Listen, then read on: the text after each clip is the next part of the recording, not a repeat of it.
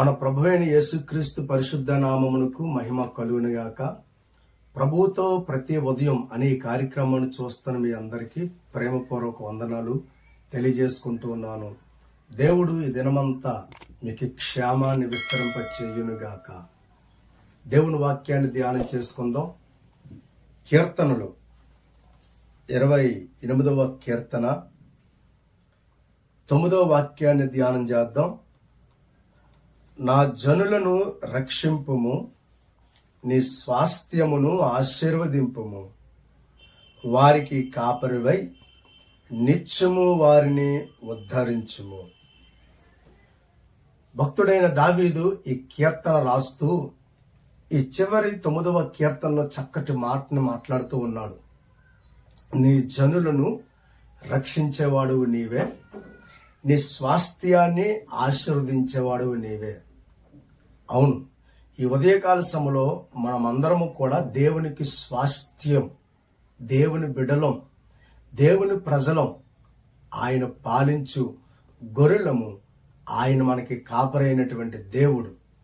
ఇక్కడ మనం చూస్తూ ఉన్నాం, వారికి కాపరివై నిత్యము వారిని ఉద్ధరించుము.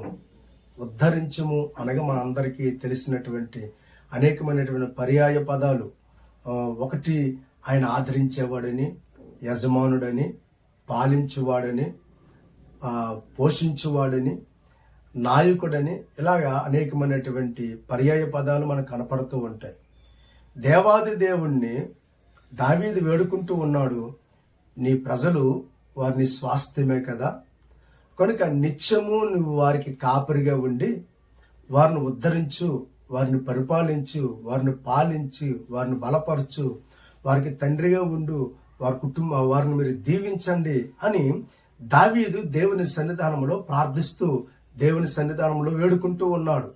నీ ప్రజల్ని విడిచిపెట్టవద్దు అని తెలియజేస్తూ ఈ ప్రార్థన దావీదు దేవుని సన్నిధానంలో చేస్తూ ఉన్నాడు.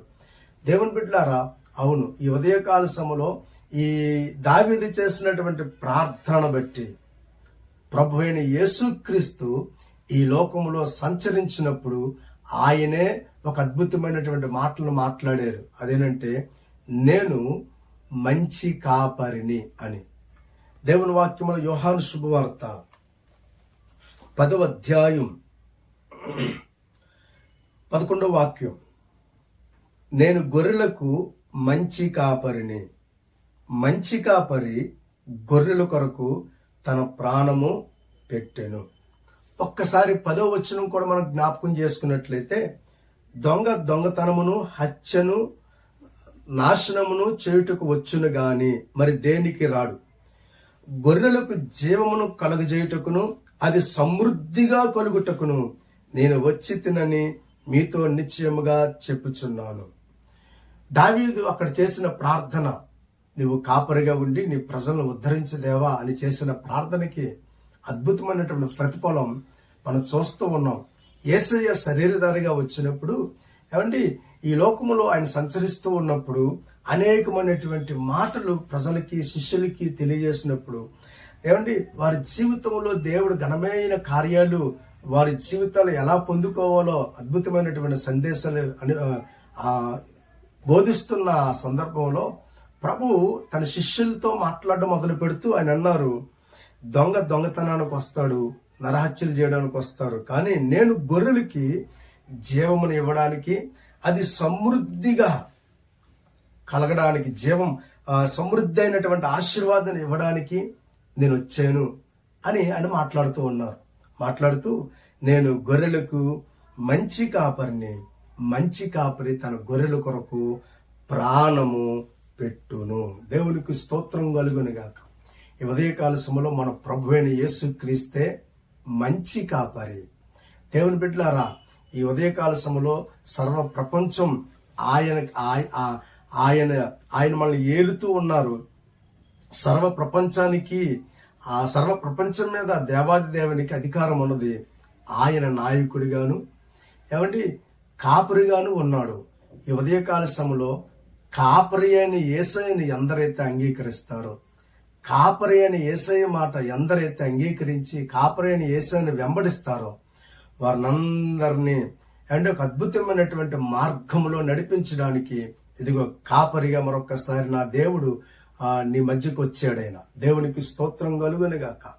మంచి కాపరి యేసు, మంచి కాపరి. మంచి కాపరి తన భాగ్యముని విడిచి గొర్రెల యొద్దకు వచ్చాడు. అనగా నిన్ను రక్షించడానికి, నిన్ను బ్రతికించడానికి, నిన్ను బాగు చేయడానికి కాపరి అయిన దేవుడే పరలోకాన్ని విడిచిపెట్టి నీ దగ్గరికి వచ్చాడు. దేవునికి స్తోత్రం. ఫిలిప్పీయులకు రాసిన పత్రిక 2వ అధ్యాయం 6వ వాక్యం మనం ఒకసారి జ్ఞాపకం చేసుకున్నట్లయితే, ఆయన దేవుని స్వరూపము కలిగిన వాడై ఉండి దేవునితో సమానముగా ఉండుట విడిచిపెట్టకూడని భాగ్యమని ఎంచుకొనలేదు గాని మనుషులు పోలికగా పుట్టి దాసుని స్వరూపమును ధరించుకుని తన్ను తానే రిక్తునిగా చేసుకొనెను. ఈ ఉదయకాల సమయంలో గొర్రెలకి జీవాన్ని సమృద్ధినివ్వడానికి నేను వచ్చాను, గొర్రెలకి మంచి కాపరిని అని సెలవిస్తున్న దేవుడు మంచి కాపరి తన భాగ్యాన్ని విడిచిపెట్టి నిన్ను రక్షించడానికి భూమి మీదకి దిగి వచ్చాడు. దేవునికి స్తోత్రం కలుగునుగాక. దారి తప్పి తిరుగుతున్న నిన్ను బాగు చేయడం కోసం మంచి కాపరి పరలోకపు వైభవాన్ని, పరలోకపు భాగ్యాన్ని విడిచిపెట్టి మంచి కాపరి నిన్ను వెతుక్కుంటూ నీ దగ్గరకు వచ్చాడు, మన యొద్దకు వచ్చాడు. దేవునికి స్తోత్రం కలుగునుగాక. మంచి కాపరి నిన్ను నన్ను విడిచిపెట్టకుండా నిన్ను నన్ను నవనూతన మార్గంలో నడిపించడానికి ఈ ఉదయకాల సమయంలో మంచి కాపరి అనే యేసయ్య నీ దగ్గరకు వచ్చాడు. ఈ ఉదయకాల సమయంలో ఈ వాక్యం ద్వారా దేవుని మాటలు వింటున్న దేవుని బిడ్డ, నిన్ను రక్షించడానికి నా ప్రభు ఇదిగో నిన్ను నడిపించడం కోసం, నీ కోసమే నా ప్రభు ఈ భూమి మీదకి వచ్చాడనే విషయాన్ని మర్చిపోవద్దు. దేవుని ప్రియులారా, అంతేకాదు మంచి కాపరి భాగ్యాన్ని విడిచిపెట్టాడు. మంచి కాపరి ప్రజలలో సంచరించి వారిని సరైనటువంటి మార్గములోనికి నడిపించాడు. దేవునికి స్తోత్రం కలుగునుగాక. మంచి కాపరి ప్రజల్లో సంచరిస్తూ వారిని సరైనటువంటి మార్గంలోనికి నడిపిస్తూ ఉన్నాడు. మార్కు శుభవార్త 2వ అధ్యాయం మనం జ్ఞాపకం చేసుకున్నట్లయితే అక్కడ కొన్ని మాటలు 2వ అధ్యాయం 16వ వాక్యములు ఈ రీతిగా రాయబడింది. పరిసయ్యులలోనున్న శాస్త్రులు ఆయన సుంకరులతోనూ పాపులతోనూ భుజించుట చూచి ఆయన సుంకరులతోనూ పాపులతోనూ కలిసి భోజనము చేయుచున్నాడేమని ఆయన శిష్యులను అడగగా యేసు ఆ మాటలు విని రోగులకే గాని ఆరోగ్యము గలవానికి వైద్యుడు అవసరము లేదు, నేను పాపులనే పిలువవచ్చి తిని గాని నీతిమంతులను పిలవరాలేదని వారితో చెప్పాను. దేవునికి స్తోత్రం కలుగునుగాక.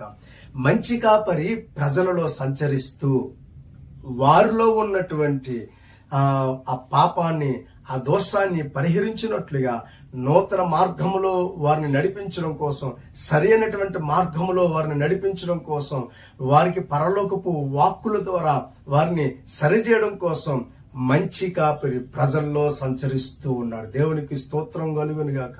ఎందువల్ల తెలుసా? చెదిరిపోయిన ప్రతి గొర్రెను, చెదిరిపోయిన ప్రతి ఒక్కరిని సరిచేసి మరలా చక్కటి మార్గంలోనికి నడిపించడానికి మంచి కాపరి ఈ భూమి మీదకి వచ్చాడు. దేవునికి స్తోత్రం కలుగునుగాక. నిన్ను రక్షించడానికి. అందుకని రాయబడింది కదా, నేను పాపులను పిలువవచ్చి తిని. దేవుని సన్నిధానంలో దేవునికి దూరం అయిపోయిన ప్రతి వ్యక్తిని మరలా సరిచేసి దేవునికి అప్పగించాలని, ప్రతి ఒక్క వ్యక్తిని బాగు చేయాలని, ప్రతి ఒక్కరిని వారి ఆత్మీయ జీవితాన్ని మెరుగుపరచాలని, మరలా వారిని ప్రభువుతో పాటు నడిపించాలని, ప్రభువుతో వారి సహవాసం ఉన్నట్లుగా, దేవాది దేవుడితో వారి సహవాసం ఉన్నట్లుగా వారిని సరిచేయడానికి యేసయ్య మంచి కాపరిగా వచ్చి ప్రజలలో సంచరిస్తూ, ఏమండి, అపవిత్రత చేత, పాపము చేత నెమ్మది లేని స్థితిలో ఉన్న వారందరినీ కూడా సరిచేస్తూ పరలోకపు సందేశాల ద్వారా వారిని బలపరుస్తూ వారి జీవితంలో గొప్ప కార్యాలు ఆయన చేసుకుంటూ వచ్చారు. దేవునికి స్తోత్రం కలుగునుగాక. మంచి కాపరి తన భాగ్యాన్ని విడిచిపెట్టాడు. మంచి కాపరి ప్రజల్లో సంచరించారు. నీకోసం ఆయన భాగ్యాన్ని విడిచిపెట్టారు. నిన్ను రక్షించడం కోసం వాక్కు స్వరూపుగా ప్రతిరోజు నీతో నిన్ను వెతుక్కుంటూనే వస్తూ ఉన్నారు. నిన్ను దర్శించడానికి, నిన్ను బాగు చేయడానికి ఈ మాటల ద్వారా నా దేవుడు నీతో సంచరిస్తూనే ఉన్నాడు. దేవునికి స్తోత్రం కలుగునుగాక. కనుక ఈ ఉదయకాల సమయంలో ప్రియ దేవుని బిడ్డ, యేసునందు విశ్వాసం ఉంచి ఆయన కొరకు నువ్వు నమ్మకంగా ముందుకు సాగిపోతే నా ప్రభువు నీ జీవితంలో గొప్ప కార్యాలు చేస్తాడు. హల్లెలూయా. ఇక మూడోది జ్ఞాపకం చేయాలని ఆశపడుతున్నాను. మంచి కాపరి ప్రజల మీద జాలి చూపాడు. మంచి కాపరి ప్రజల మీద జాలి చూపేవాడు. దేవుని వాక్యములో మత్తయి శుభవార్త 14వ అధ్యాయం 14వ వాక్యం. ఆయన వచ్చి ఆ గొప్ప జనసమూహమును చూచి వారి మీద కనికరపడి వారిలో రోగులైన వారిని స్వస్థపరిచెను. చూసారా, ఆయన మంచి కాపరి తన ప్రజల మీద జాలి చేసుకున్నాడు.